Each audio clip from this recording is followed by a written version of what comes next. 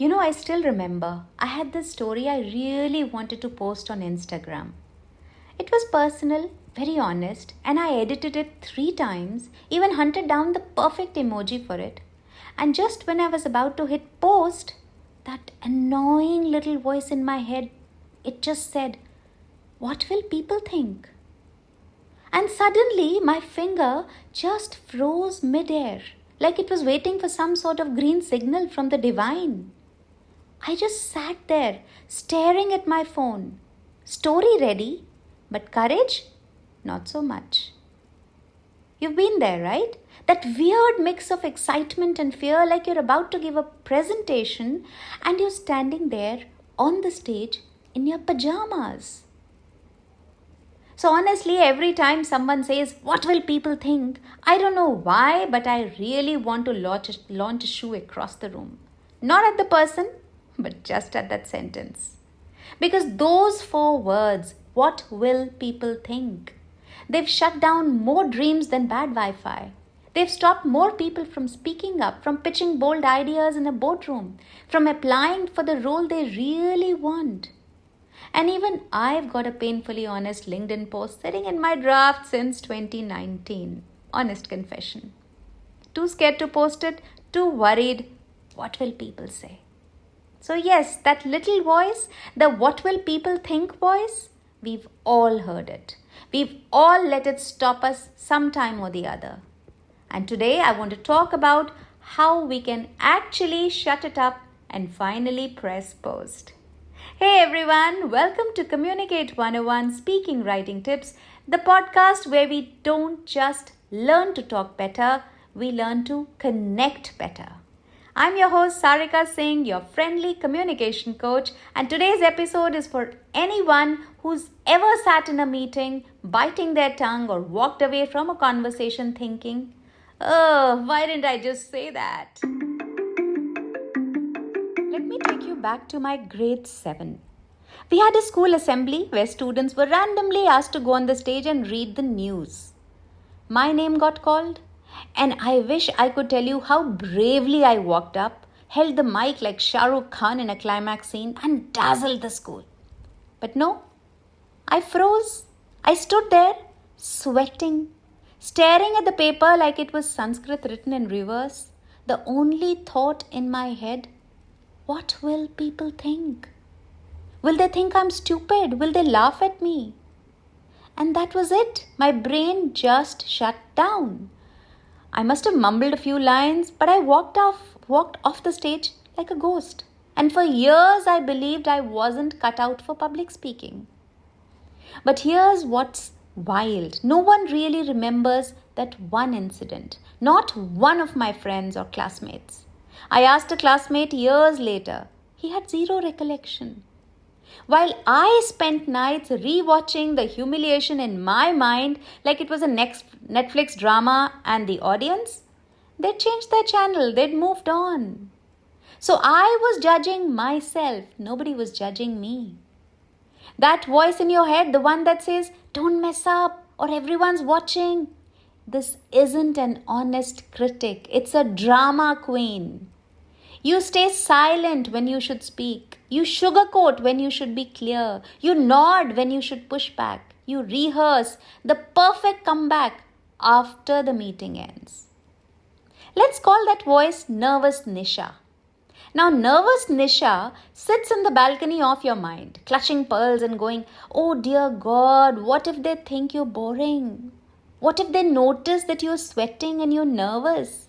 What if they see your PowerPoint presentation has a typo on slide number 6?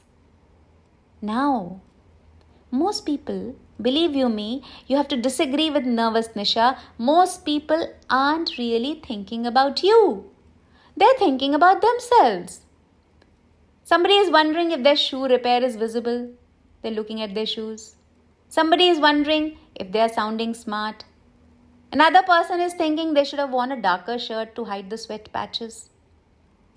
You are not on a stage. You're on a Zoom call full of people silently hoping that the Wi-Fi crashes before it's their turn to speak. But Because we are judging ourselves continuously, it messes up with our communication big time. Let me tell you about this first big client pitch that I ever made as a communication coach. This was years ago, and I had prepped it for days. I wore my best blazer, ironed my shirt, I hate ironing, and the room was full of serious looking executives. I began with a joke. I thought jokes are good, it'll dissipate the energy in the room. I began with a joke and no one laughed. Not even one sympathy chuckle. My voice cracked halfway through. My slides froze. I even called someone by the wrong name twice. And I walked out thinking, that's it, career over. I'm going to become a forest ranger. But then, a few days later, a funny thing happened. They called me back the next week.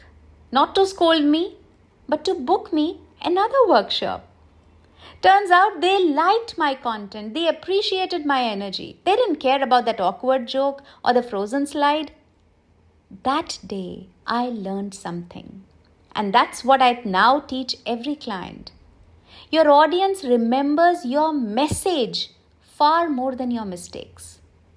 So when we ask, what will they think? We're not really afraid of the audience's thoughts. We're afraid of judgment. But people will judge you anyway. You could speak like Obama, you could live like Deepika Padukone, and still someone will think you're too much, you're too little, you're too loud, you're too quiet, you're too this, too that. So why not show up for yourself? And show up as yourself. At least then, if someone dislikes you, they're disliking the real you, not that filtered, watered down version that you created to be liked. Wait up, because in the next segment, I'm going to share a mindset shift that changed my communication game forever. Alright, I was just talking about the mindset shift that changed my personal communication game. And it changed it forever. I call it the one-person rule. It's very simple. And I emphasize on this hack in all my workshops. It really works. So let me tell you what that one-person rule is.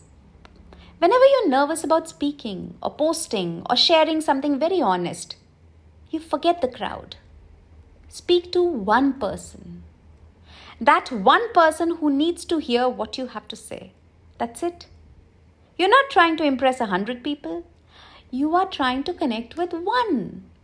One person who's struggling with the answer, with that same thing. One person who feels alone in that boardroom. One person who needs a laugh, a tip, or just a nudge to speak up. When I started applying this rule, my tone changed. My words got real. And ironically, that's when people began to connect. I was working with a client. Her name was Anjali Deoband.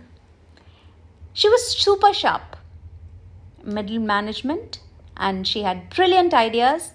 But she told me, I hate presenting in front of leadership. When my manager, my boss is there, I just go blank. My mind is full of, what if I sound silly? What if I stumble? What if I stammer? So, we did a fun little exercise. I asked her, what's the worst thing someone might think? And her answer was that I'm not leadership material. I always worry that people will think I'm not leadership material. I cannot be a manager. So there it was. And I asked her, okay, now, what is the best thing that they could think? So first she told me, what is the worst thing that they would think? Later, I asked her, what is the best thing they would think about you? She paused. She thought about it. And then she said, that I have a point of view, that I'm confident. So now we changed the game. Instead of trying to impress, she started focusing on expressing. And that's what happened. She showed up to her next review with slides that she made herself. And she spoke for a whole 8 minutes. And she later messaged me saying it was the first time I didn't feel like I had to prove something because she was being real. She was actually giving her point of view. That game changer made her confident. She shared her fear of failure, her journey of growth, even a fun story about a pitch gone wrong. And after the talk, people came to her giving her warm hellos. One person said, "Thank you, I've been feeling the same way but never knew how to say it." That's the power of dropping "what will they think" and embracing "what do I want to say." You need to start saying "what do I want to say" rather than thinking "what will people think." Remember nervous Nisha? Nervous Nisha who sits in the balcony of your mind and keeps saying, "Oh dear God, what will they think?" Let's try shutting up that nervous Nisha. I'll share some bite-sized tips to deal with what will they think. So the first strategy that I would recommend is that you name the fear out loud, like really loud. Say it. When you keep your fear inside, what happens is it grows louder and louder. So take away its power by calling it out. Say something like, "I'm scared, they'll think I'm silly. I'm worried, I'll mess up and people will laugh." But say this loud. Just naming what you're feeling, it's like saying it to a friend or even whispering it to yourself. It can take the sting out of it. It's like switching on a light in a dark room. Suddenly, it's not scary anymore. So before you go on a big client presentation, you can just tell your teammate, "I'm nervous, I'll ramble and I'll lose their attention." It'll help you breathe. It'll help you focus. And you'll forget about what will they think. The second strategy, and this one works very well, is that you flip the question. Don't ask yourself, "what will they think?" Instead, ask yourself, "what will they miss out on in case I don't speak?" Because instead of imagining everyone is judging you, now you're thinking about the value that you're holding back. Let's say you've got a great idea, and this could save time of your team. But that nervous Nisha, she's whispering to you, "Don't say it. What if it's obvious?" Now, as a strategy, what you should do is you should flip it. Ask yourself, what if it helps someone? What if nobody thought of it yet? This thought will make the speaking feel generous instead of scary. Every time you say something awkward or you stumble or you blush, instead of beating yourself up, give yourself a tiny round of applause. Because you tried, you showed up.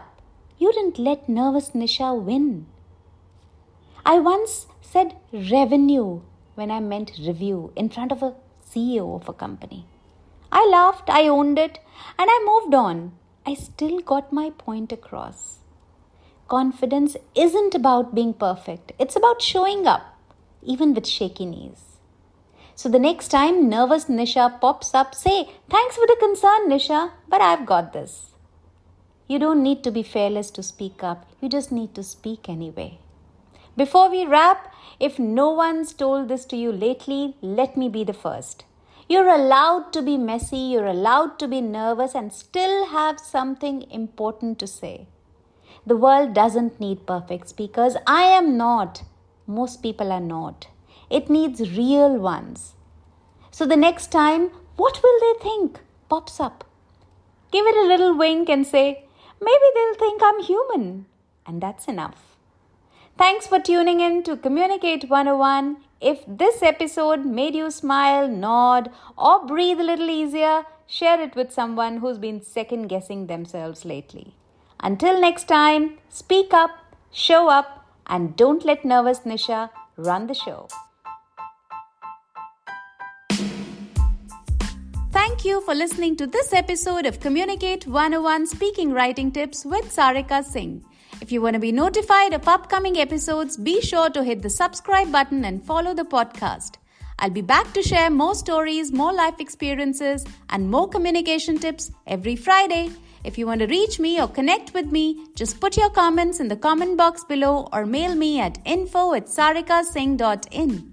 I know you're going to rate and review this podcast, so a big thank you in advance. Stay tuned and think about what we talked today.